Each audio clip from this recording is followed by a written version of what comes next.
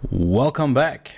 In this video, we're going to take care of the shopping list items as well as how a shopping item looks like. Okay, so we're going to edit that a little bit.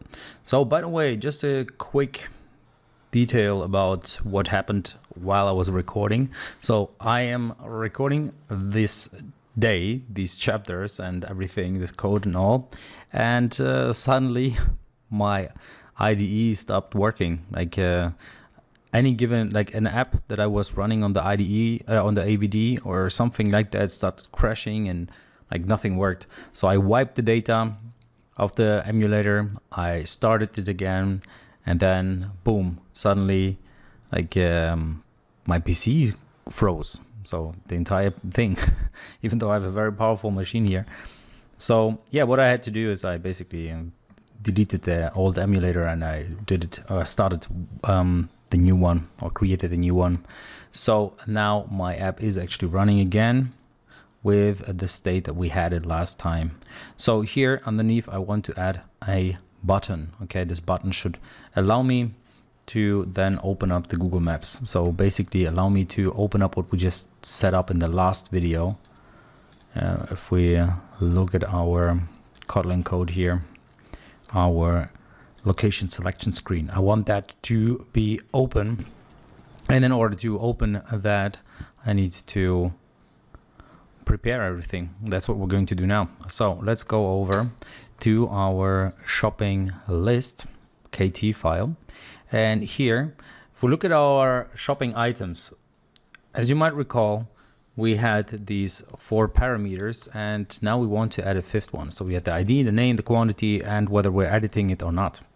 Now what I want to add is I want to add a feature where like the address as well. I want to have the information about what the address should be where I should buy this item. Okay, so I'm adding that here. And then I also want to change how things look like inside of my shopping shopping list item. So each individual item, so far it had a row which then had a text, another text, and another row with the icon button next to the other icon button. Now what I want to do, I want to basically put this stuff here. Let me see. So everything including, well, actually these 2 texts, these 2, I want to put them into a column and then into a row. So here I'm going to say modifier is equal to modifier dot, and here I'm using this weight property again, 1f, with a little bit of padding. So 8 density pixels of padding. And then in there, I want to have a row, and the row will contain these 2 texts. Okay, so what I'm just saying is I want these 2 texts to have a certain importance in terms of how much space they're going to take. So they should have priority, is what I'm saying with this weight 1, because this thing doesn't have a weight. So it's basically going to take whatever is left. So the row that contains the 2 buttons is just going to take whatever place or space is left. And I'm going to add another row in here. So inside of the column, underneath this row, I'm going to add another row. This time I'm going to add a modifier. I'm going to say modifier dot fill max width. And in this row, I want to have an icon, which I'm going to use the image vector of icons dot default dot location on, and the content description should be null, and I'm going to have a text which will display the address. Okay, text will be item dot address. So what is this item? Well, we used item already for the name and for the quantity. Now we also want to display the address that we just set up. So we said that shopping item should have an address. And now what I want to do is I want to display the address. And I played around a little bit with how to make it look okay or good. And that's what we came up with. So we have this column here, which contains our old row with the text. And then we have another row underneath that text, which will contain the image vector. That will be this little location on image. And then we have the text itself, which will display the item's address.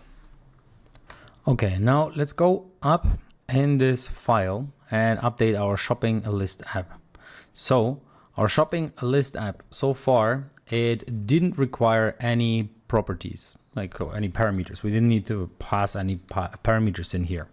So I'm going to change that. I'm going to use the location utils. Then I'm going to pass in a view model. Then I'm going to pass in a nav controller and a context of type context.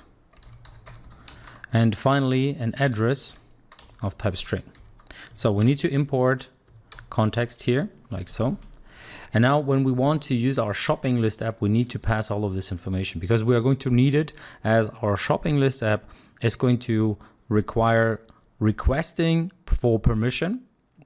So the location permission, do we have access to your GPS location, so to speak? We need to use the view model, which we set up earlier, which just takes care of the location. We're going to require a nav controller, which will allow us to move between different composables and screens. Then we will need to pass the context. That's just generally necessary whenever you want to ask for permission and want to display a new screen, and also for the nav controller. And then finally, we are going to pass the address. Okay, so that's our shopping list app at this point. And I'd say that's enough for this video. You will see that we will not be able to launch our shopping list app anymore. Here you see we get an error because we're not passing all of these information, all of those details. So we will need to set up the nav host, the nav controller, nav host in here in the main activity, as well as the view model. We need to set it up in here. We're going to require all of that. Okay. So in the next video, however, we're going to take care of the request permission launcher. So what we have set up already before, now we're going to add that to our project.